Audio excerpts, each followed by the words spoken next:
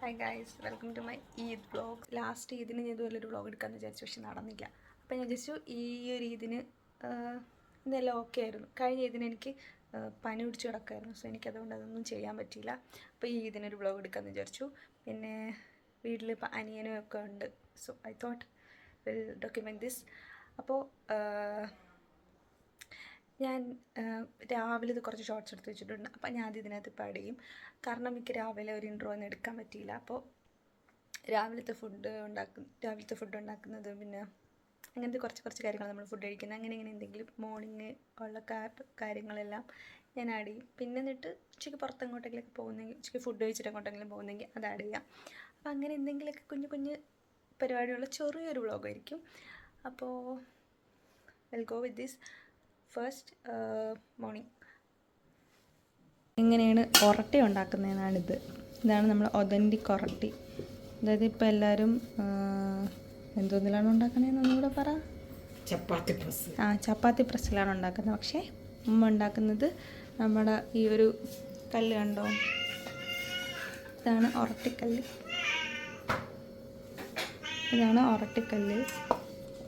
ഈ ഒരു ഒറട്ടിപ്പലക, ഈ ഒരു ഒറട്ടിപ്പലകയിലാണ് നമ്മൾ ഉണ്ടാക്കുന്നത്.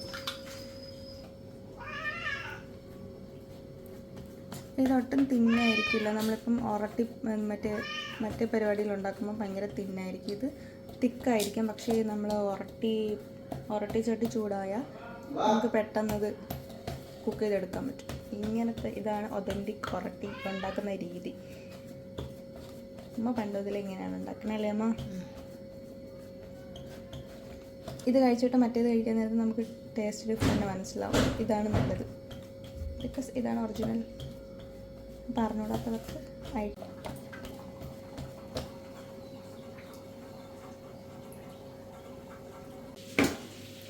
ഇത് നമ്മൾ ഉണ്ടാക്കി വെച്ചിരിക്കുന്ന സാധനങ്ങൾ ഇങ്ങനെ ഓരോന്നായിട്ട് ഈ ഒരു മാവിൽ നിന്ന് ഉണ്ടാക്കും.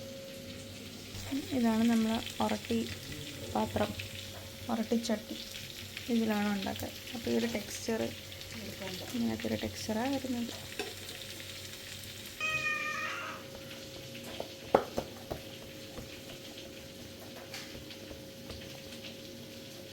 ഇതാണ് വാപ്പച്ചിയുടെ ഔട്ട്ഫിറ്റ് ഓഫ് ദ ഡേ. അപ്പോൾ പള്ളിയിൽ ഇപ്പോൾ റെഡി ആയിട്ട് നിൽക്കുക.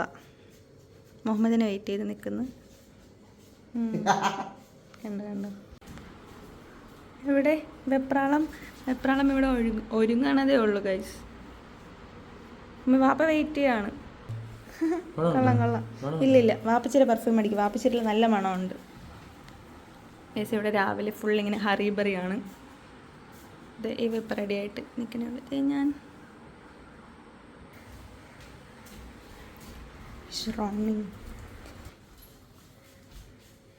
ഇതാണ് നമ്മുടെ സക്കാത്തരി. നമ്മൾ 5 വീട്ടിൽ കൊണ്ടു കൊടുക്കും.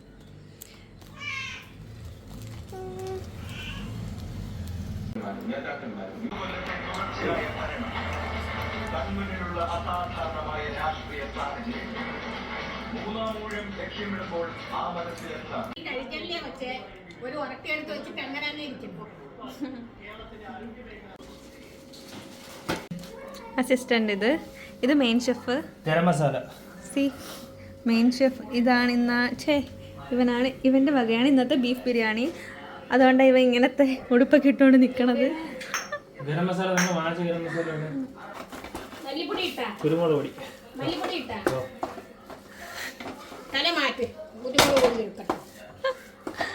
New chef in town Muhammad S. എന്താ attitude.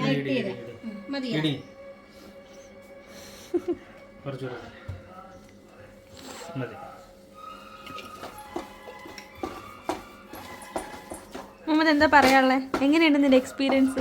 This is gonna be the greatest beef biryani you ever taste in your life.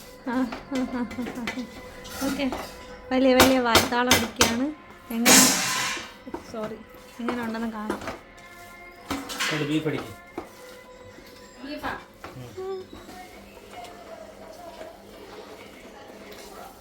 ഇത് എത്ര കിലോ? 3 കിലോയാമോ? ഓക്കെ, 2.5 കിലോ 2.5 കിലോയുടെ ബീഫ് ബിരിയാണി. ഇത് ഷാൻജിയുടെ റെസിപ്പിയാണോ, അത് നിൻ്റെ റെസിപ്പിയാണോ? നിൻ്റെ റെസിപ്പി. ഓക്കെ, ഇവൻ്റെ റെസിപ്പിയാണ് ഗൈസ്. ഇതെങ്ങനെ ഉണ്ടെന്ന് നമ്മൾ ഫുഡ് കഴിക്കാൻ നേരത്ത് പറഞ്ഞുതരാം. ബൈ പറയേ. നമ്മൾ ബിരിയാണി എങ്ങനെ റെഡി ആയിട്ടുണ്ട്. തുറക്കു chef. Wow, looking good. Don't know about taste. Sorry. Okay,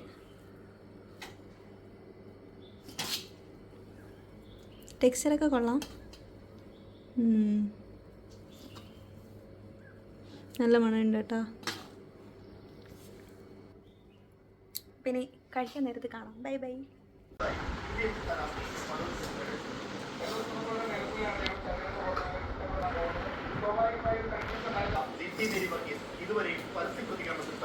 ഇതാണ്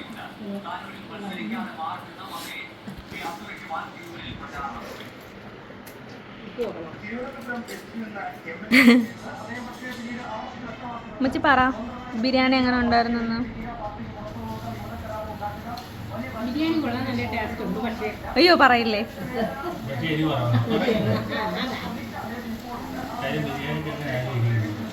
ശകലം ഗുണം എനിക്ക്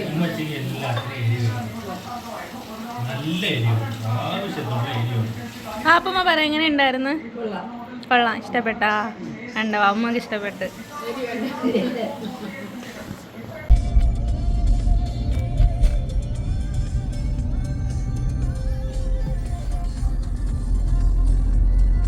ചിരിക്ക്. ഇതെന്താ ചിരിക്കാൻ പറയാണ്ട് ഒരു award cinema പറഞ്ഞിരിക്കണം.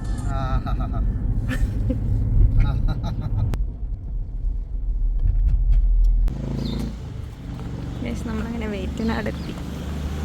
This is our home. മാങ്ങയൊക്കെ ഉണ്ടിട്ട് അവിടെ നിറയെ.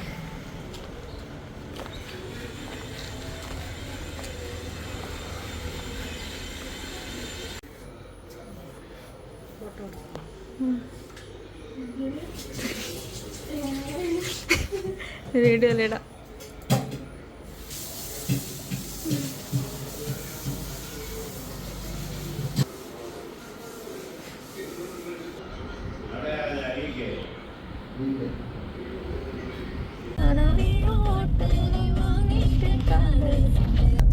നമ്മളങ്ങനെ ഇപ്പം വേറ്റനാടുന്ന് തിരിച്ച് തിരിച്ചല്ല നമ്മളിപ്പോൾ വേറ്റനാടുന്ന് പെരിങ്ങമലോട്ട് പോവാണ്.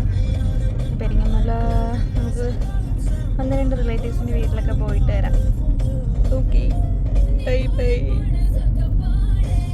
ഏതായാലും നമ്മളൊരു കസിൻ്റെ വീടാണ്. അപ്പം നമ്മൾ കസിൻ്റെ വീട്ടിലാണ്. ഇത് പെരിങ്ങമല. അവിടെ പാളില്ല, അവരിപ്പോൾ വരും. സോ നമ്മൾ വെയിറ്റ് ചെയ്യുക അവരെ. ഇനി ഇവിടെ നിന്ന് നേരെ വല്ലമാരെ വീട്ടിലായിരിക്കും പോകുന്നത്. ഇനി ഇടയ്ക്ക് വല്ല മാമാരെ വീട്ടിൽ പോകുന്നറിയില്ല.